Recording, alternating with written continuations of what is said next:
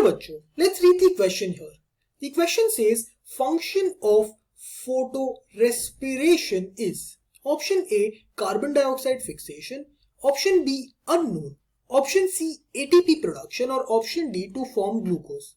तो जो की कंसेप्ट हमको इस क्वेश्चन के लिए समझना पड़ेगा is the utility or function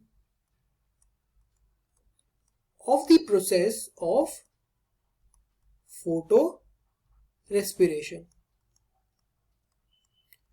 फोटोरेस्पिरेशन एक ऐसा प्रोसेस है जैसे हम लोग ने पहले डिफाइन किया है वेयरइन रूबिस्को जो जनरली कार्बन डाइऑक्साइड को बाइंड करता है, इस प्रोसेस के लिए बाइंड्स टू ऑक्सीजन.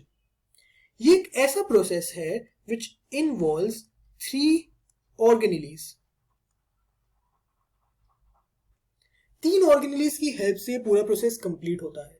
अगर हम इसके कैरेक्टरिस्टिक्स की बात करें, फोटोरेस्पिरेशन पर्टिकुलरली एक ऐसा प्रोसेस है जिसमें we see that there is loss of useful carbon dioxide molecule.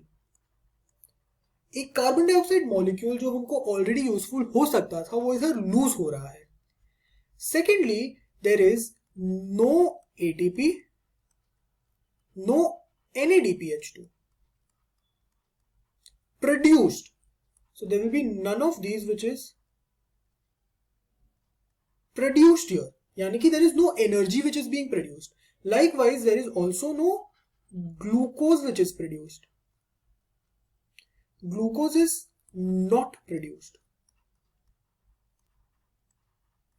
ये बेसिक कैरेक्टरिस्टिक्स है जो फोटोरेस्पिरेशन में होता है. If we talk about the actual function, तो to be really honest, scientist को अब तक फोटोरेस्पिरेशन का एक्चुअल फंक्शन पता ही नहीं चला है. That's why the function of photorespiration is actually unknown.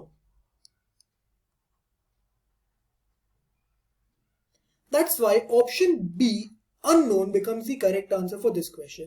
अगर हम ऑप्शन ए को देखें कार्बन डाइऑक्साइड फिक्सेशन, दो फोटोरेस्पिरेशन में कार्बन डाइऑक्साइड फिक्सेशन होता ही नहीं है, so it can't even be a function.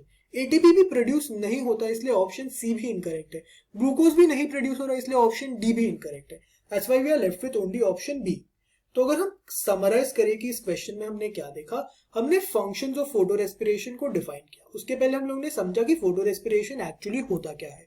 Then we studied some useful characteristics of photorespiration and then we finally arrived on to the conclusion कि photorespiration का actual function is unknown as of now. So option B unknown becomes the correct answer for this particular question. I hope you understood this question well. Best of luck.